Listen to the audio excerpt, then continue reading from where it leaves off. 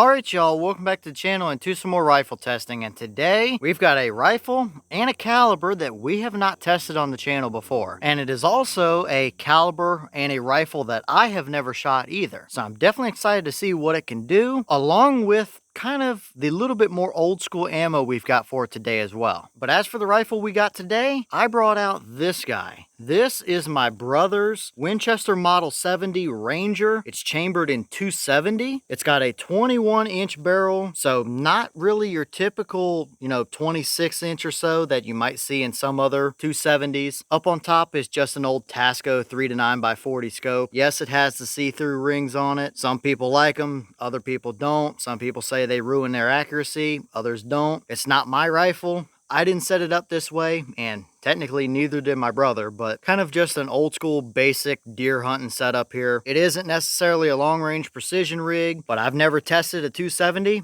I've personally never even shot a rifle chambered in 270, surprisingly enough, considering the amount of 308 and 30-06 and whatever else I've shot. But we'll see what this Model 70 can actually do. But as for the ammo we've got today, I brought out some of this old school stuff. The Federal Premium Rifle Cartridge ammo. These ones are a 270 130 grain Sierra GameKing loading, and the back of the box says the velocity claim is 3060, so definitely a pretty old school neat little offering here. I have no idea what this rifle is zeroed with. To my knowledge, this one is one that's been sitting in the safe for probably 15 to 20 years. I don't know what it likes. I don't know what it's zeroed with. It should be on paper for us just fine to get a test off here, but we'll see what this combo might be able to give us, because it might like these, it might not. I have no idea. But as for today's test, everything is set up the same as usual. I've got my target at 100 yards and the chronograph so we can get our velocity. We'll shoot 3 groups, 3 shots each, and I will let the rifle cool down between each group, so that way we can try and mitigate our heat. I have no idea if this rifle has a clean bore or not. I haven't looked at it. So essentially, we're going to see what it can do straight out of the safe, just like it is. So let's get you guys a view of that target. We'll take our groups, bring everything back here to the bench, and see what this Model 70 270 can actually give us with these old Federal 130 grainers.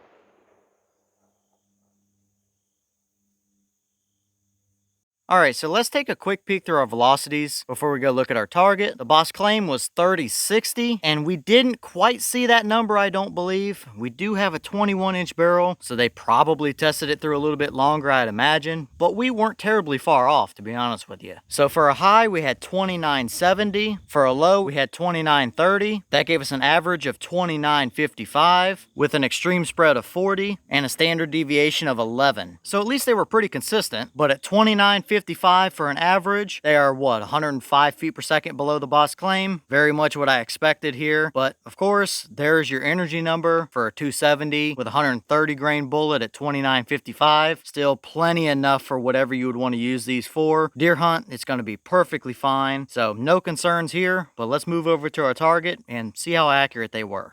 Alright, so here's our target, and we definitely saw some pretty interesting results here. Now, right off the bat, don't worry about this one single little bullet hole over here. That was just my quick test shot to make sure we were on paper, just aiming at that center dot, not really trying for anything. I just wanted to make sure that we could actually do this test and I wouldn't have to re-zero this rifle completely. So we'll start with our first group, which was this guy right down here in the center. Nothing super impressive for accuracy, but it's not completely terrible either. It gave us a 1.2 0-inch group, so a little bit over an inch. It's not quite MOA type of accuracy, but still plenty good enough for your average deer hunt scenario at 100 yards or so. Now we'll move over to our second group, which was these 3 shots right here. A little bit of a string on this one, but I think overall it's pretty similar in group size, and indeed it is at 1.29 inches. So opened it up just a little bit, but at least we're holding pretty consistent groups at about that 1.2 inch mark or so. Now we'll move over here to the right with our third group, and that might be our best group of the day right there. It's still not quite MOA, I don't believe, but it's not too bad either. And with that one, we had 1.15 inches. So it seems like between 1.15 and 1.29, so average, right at 1.2 inch groups at 100 is our pretty consistent result here. And that doesn't really surprise me too much. I know these Model 70s can be very accurate. I've got one in 243 that shoots fantastic. And I know the Sierra GameKing bullet can be a fantastically accurate bullet as well. But these are a pretty old school loading. They're probably 30 years old or so now, and we've got see-through rings with an old Tasco scope. It is not what I would consider a long-range precision setup at all, and I know a lot of people really don't like those see-through rings. Again, not my rifle, and I doubt my brother's going to change it anytime soon, but for what me or him or anybody else does in the immediate family here that would ever use that rifle, it's going to be a 100 or 150 yard deer gun, and this is perfectly acceptable for that. I think we can get better from that setup, maybe a little bit different loading, different bullet weight, something like that. We might be able to get sub MOA accuracy out of it. We're just above it now, but at least what I'm seeing here is very consistent and repeatable results. So if this is what I had to hunt with, yeah, I would absolutely take it out after some deer. But we might try some other loadings through it and see if we might be able to squeeze that down just a little bit more with the setup that we do have here.